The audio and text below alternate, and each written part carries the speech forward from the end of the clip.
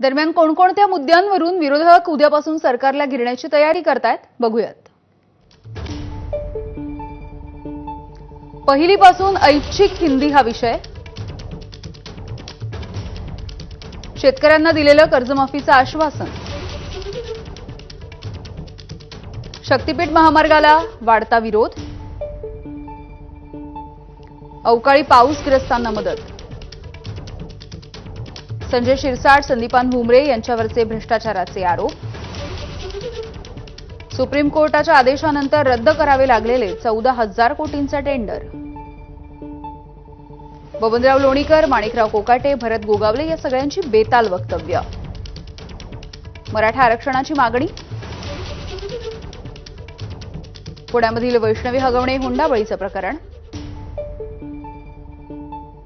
Mangeshkar hospital मधील तनिषा भिसे यांच्या मृत्यूचं प्रकरण,